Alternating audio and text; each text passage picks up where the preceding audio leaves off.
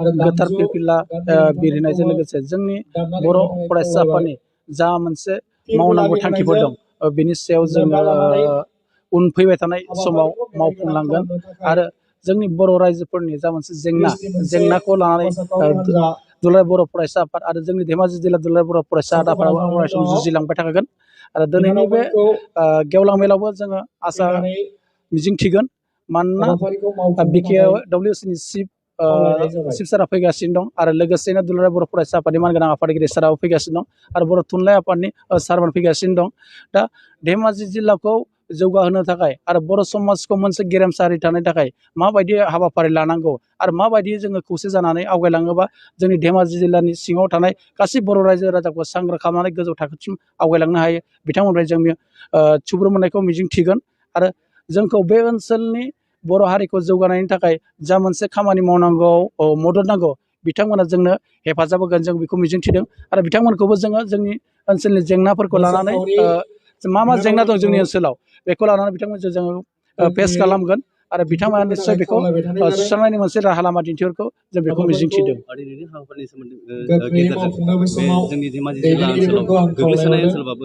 फरायनायनि बिथिङाव हिन्जावसानि बिथिङाव बांसिन बिबाङा बांनो हमदों हौवासानि बिथिङाव बहुत खमायनो हमदों बेनि सायाव मा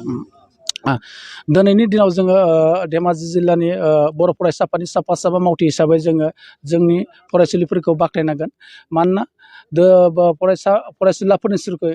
जोंनि फरायसुलिफोरा गोबां सोलोंथाइ बिथिङाव दावगादों नाथाय जोंनि फरायसुलाफ्रा माखासे गोरोन्थि लामाजों आगान सुरदों। बे गोरोन्थि लामाया जाबाय खायफा साफा सानै फरायसाफ्रा माखासे फेग्रा मुवा बेसादनि गोजोमफानानै सानस'नो हायैनि थाखाय बुजिनो गोरोन्थि लामा जागासिनो जायनि जाहोनाव बिथांमोना लोरबां जादों। दा बेखौ सुस्रांनो थाखायनो दुलाराय बर' फरायसा आफाद धेमाजि जिल्ला सिङाव थानाय मोनफ्रोमबो दख'राफोरजों सावरायलायदों आरो जों बेखौ होबथानायनि लामा लादों आरो सावरायलायदों जोङो माबायदि राहायै जों आवगायलाङोबा जोंनि लाइमोनफोरखौ फेग्रा मुवा बेसादनिफ्राय गोजानाव थानो हागोन जों बेखौ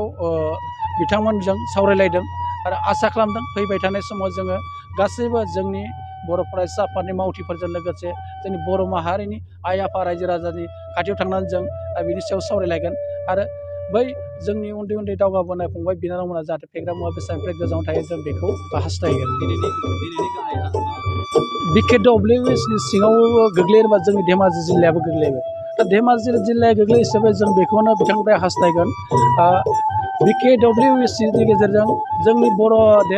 बिटिआरनि बाहेरायाव थानाय बर'फोरनि जा मोनसे समस्याखौ सुस्रांनो हानायनि जौगालु बिथिंथिं लांनायनि लामाया बिथांमोननि सायाव। दा जोङो बिथांनिफ्राय बेखौनो हास्थायगोन फैबाय थानाय समाव जोंनि बर'नि माहारियारि आफादफोरजों मोजाङै सावरायलायनानै जोंनि बर' समाजा जौगानो थाखाय मा जेंनाजों मोगा मोगि जाना दं आरो मा राहा मोनोबा जोंनि बर' समाजा जौगागोन बिथांमोनजों बिथांनि सेराव जों फोरमायलायगोन आरो आसा खालामगोन जों बिथांनिफ्राय जोंनि धेमाजि जिल्लानि सिङाव थानाय मोनफ्रोमबो बर' गामिया आबाद बिथिं समाज बिथिं सोलोंथाइ बिथिं बेयाव दावगानायनि राहा लामा लानो थाखाय बिथांखौ जों खावलायगोन आरो बिथांनिफ्राय जों मदद मोनगोन बेखौ जों मिजिंथिगोन।